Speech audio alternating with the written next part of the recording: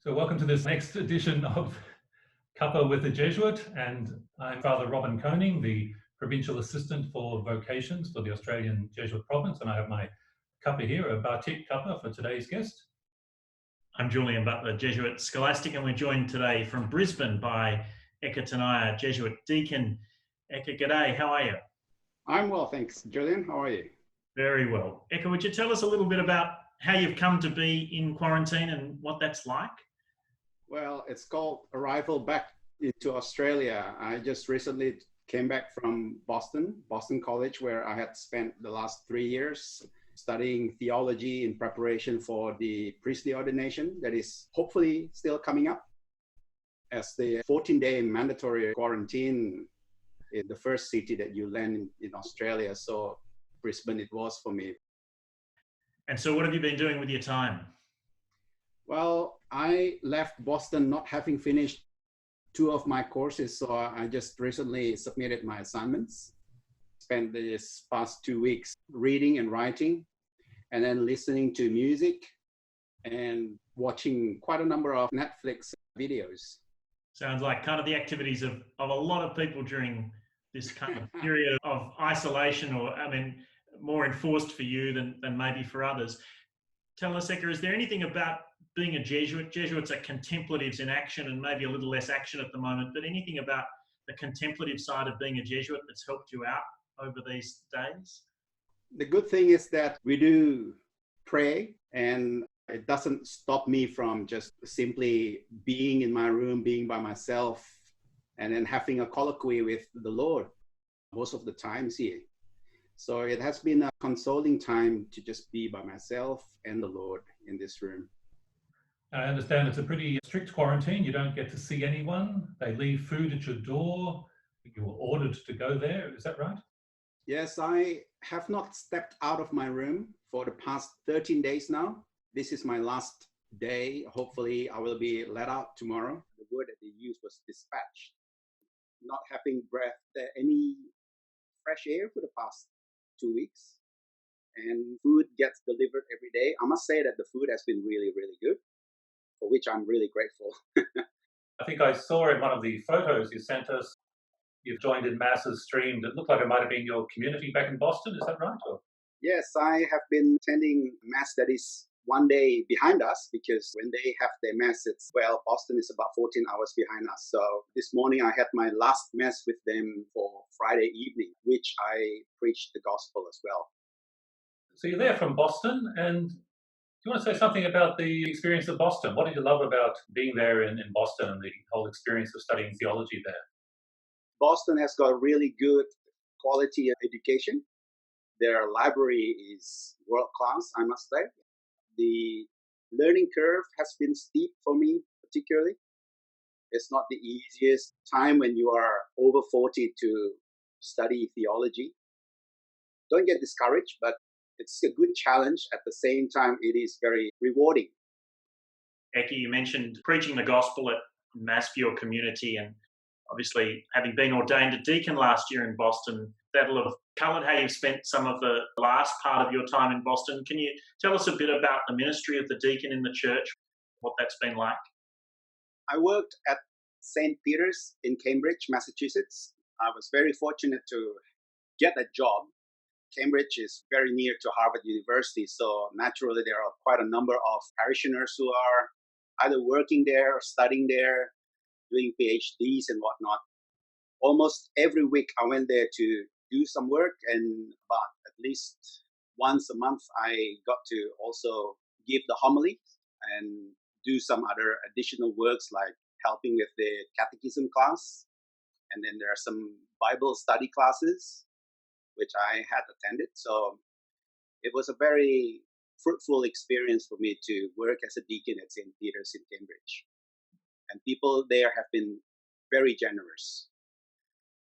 I suppose another part of the life of a deacon, as well as engaging in sacramental life, is that element of service. And I know that one of the things that you were hoping to do, and hopefully still will be able to do later in the year, is engage in a clinical pastoral placement. Can you tell us about that urge to serve and how that fits into your life? Well, I think the reason why I want to do the clinical pastoral education is because I think it is important for anyone really to be able to accompany people who are on the margin, who are suffering. And also, I think that it's good for me personally to be able to grow into the understanding and also the embracing of how the Lord is also ministering in that period of time of difficulties for many people, especially that we are now in pandemic. There are a lot of people who are really suffering. But I personally feel that my desire is still very strong to want to go back into high school education in particular. I did Regency 3 years ago now in Adelaide at St. Ignatius College. And I really had a really good time. And I wish that I would be able to return to that line of work as a Jesuit. I would love to be in a classroom teaching students again. I just enjoyed being with the students, not only teaching them in the classroom, but also had the opportunities to engage with them outside the classroom on the sport fields, even in just doing the yard duties. Being with the young people, I hope that I would be able to share my life experiences, a bit of my knowledge with them, and then in a way accompany them in growing in their own personal journeys in life. And in that process, hopefully, then I would be able to share with them that God is love. I think that's the fundamental message that I would like to share with them. And then perhaps they would be able to experience it for themselves. Picking up, Eka, on that sense of service and that desire to serve with the Lord and to be with the Lord in service, was that something that drove you to consider joining the Jesuits? Yes, very much so, because back in 2007, I was considering leaving the corporate world to become a social worker, but one thing led to another. I was at St. Mary's in North Sydney, a Jesuit parish, where I saw the inscription that says Ad Maiorem Dei Gloriam, after which then I did a bit of research because it's the same motto that is used by Canisius College in Jakarta, where I went for high school years before. After a few books that I bought from the internet, I then decided to apply to become a Jesuit. And it sounds the way you tell it there that you haven't made the connection so much between Canisius College and the Jesuits? Yes, after the Canisius College experience, I just simply disappeared from anything to do with religion, really. I even at some stage proclaimed myself as an atheist, but somehow the Lord gently drew me back. I must say that after about 10 years, having been away from kind of regular mass going, it was strangely uplifting. It was strangely life-giving. What was it in what you read about the Jesuits once you explored this connection and that drew you towards them? Two things. I read a few crazy books that told me that Jesuits were this cult that did strange and crazy things. And the other side was that the Jesuits were doing a lot of good works for the betterment of the world, to help the Lord in ministering to the people here. I was not so much interested in, for example, the priestly aspects of being a Jesuit, but more on the social ministry. So faith that does justice, one of the Jesuit mottos, really sat well with me at the beginning of my discernment process. And then eventually that led me into the order. And then I hope it still stays with me even today. So the idea of Jesuits being a cult, that wasn't what attracted you? Well, in a way, it was also interesting. Hey, this is a pretty cool group of people. You're coming up to ordination. You mentioned that earlier. It's had to be postponed because of the pandemic. So now it's set for December rather than July. How are you feeling about that? Well, this is my 11th year. I joined in 2010, February 2010. with regards to the ordination, I've been praying for the past 2 months, asking for the grace of freedom, really, to just be able to say yes one way or another where the Lord is asking me to go. The provincial also consulted me about whether or not we should postpone. Told him I felt free. If it were to take place in July, that is good. But if it were to be postponed, then it's also good. With the understanding that if it were in July, depending on how restrictions are lifted, it might need to be with a much smaller group.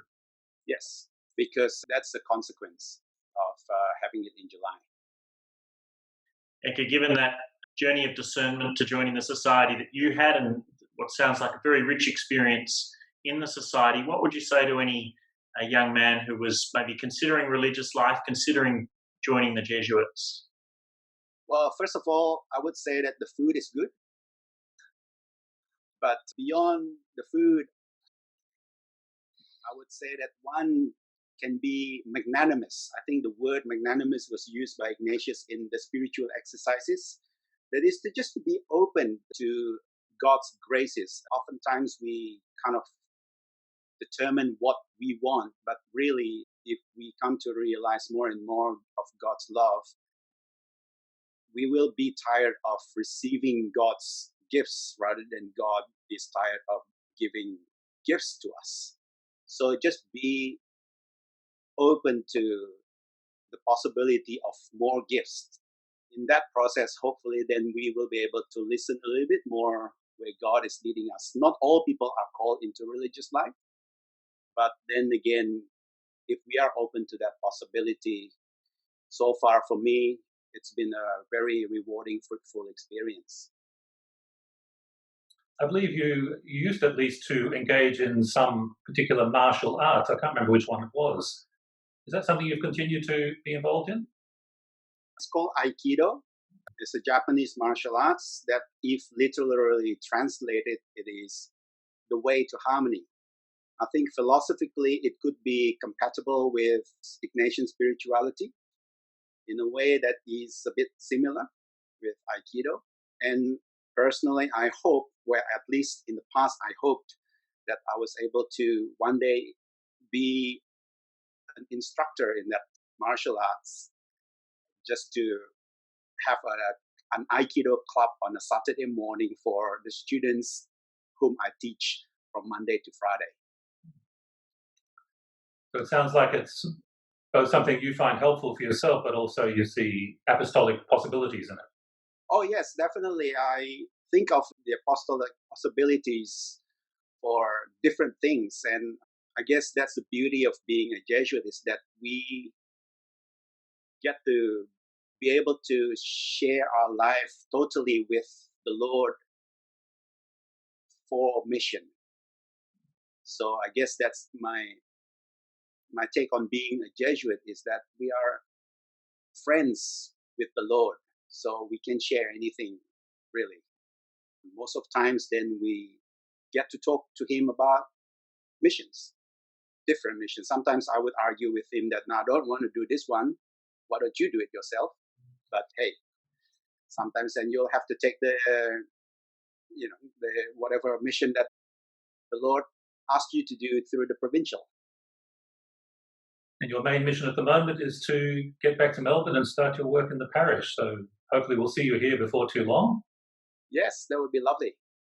Don't spend too much time when you are dispatched in the warmth of Brisbane, because it's freezing down here and very wet. I'm still looking forward to returning to Melbourne, because it's been a very long journey home from Boston to Melbourne. It's been 15 days. Well, thank you for talking to us today. Cheers, Eka. God bless.